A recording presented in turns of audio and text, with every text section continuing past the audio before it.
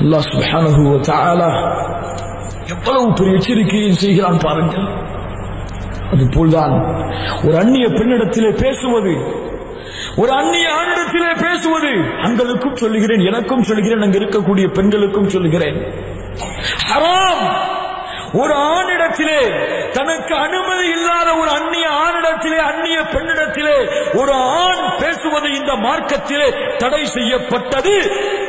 அது வாயால் பேசினாலும் சரி, கையால் பேசினாலும் சரி. புரிகிறதா? கையால் பேசினால் என்னவென்று?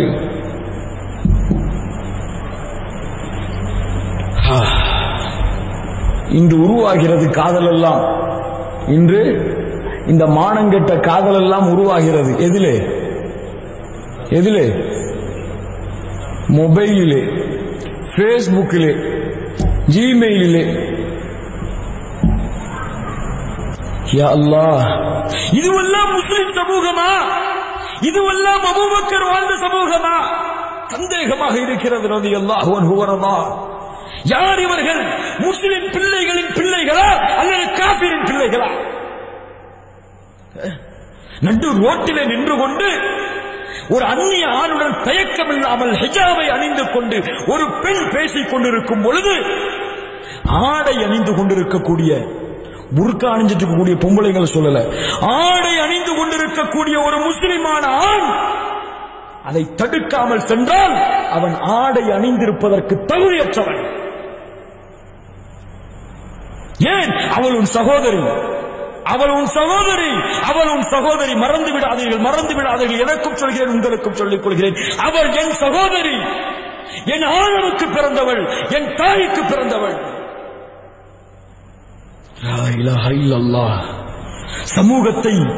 சமூகத்தை கிளர்ச்சி அடைய செய்ய வேண்டிய நேரம் வந்துவிட்டது. சமூகம் தங்களுடைய கைகளால் பாவங்களை தடுக்க வேண்டிய காலம் வந்துவிட்டது. இன்னைக்கு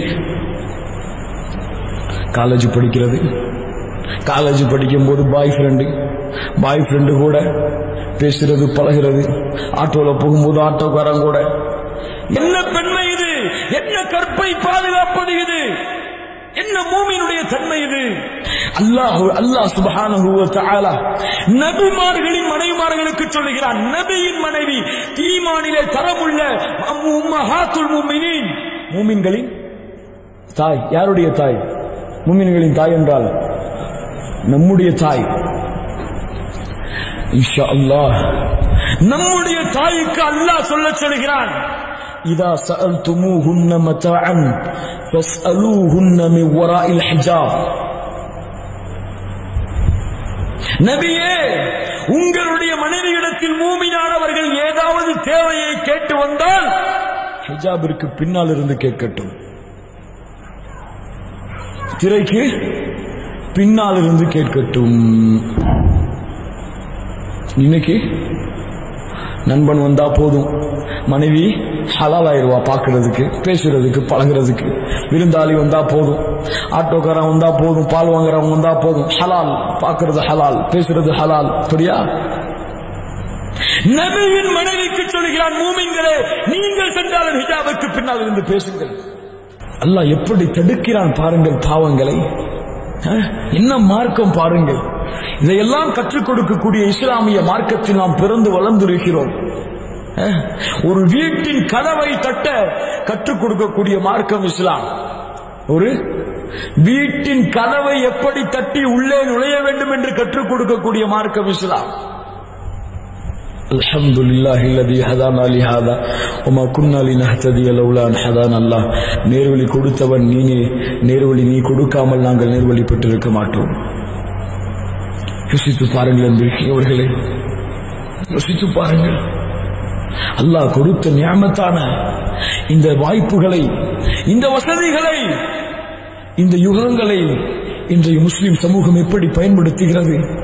குறிப்பாக மிகப்பெரிய ஷைத்தான். இது நன்மையோ தீமையோ, இதில் ஷர் அதிகமாக இருப்பதால் சொல்லுகிறேன். இந்த பேஸ்புக் ஷைத்தான் முஸ்லிமான பெண்களையும் ஆண்களையும் வழிகெடுத்துக் கொண்டே இருக்கிறது நாளுக்கு நாள். உண்மையா இல்லையா? உண்மையா இல்லையா? உபயோகப்படுத்தக்கூடியவர்களுக்கு தெரியும் எப்படி வழிகெடுகிறார்கள் என்று. ஒரு முஸ்லிமான பெண் இஸ்லாமை காரணமாக காட்டி அந்நிய ஆணிடத்திலே பேசுகிறான். எப்படி ஷைத்தான் பேச வைக்கிறான் பாருங்கள், எப்படி ஷைத்தான் தூண்டுகிறான் பாருங்கள்.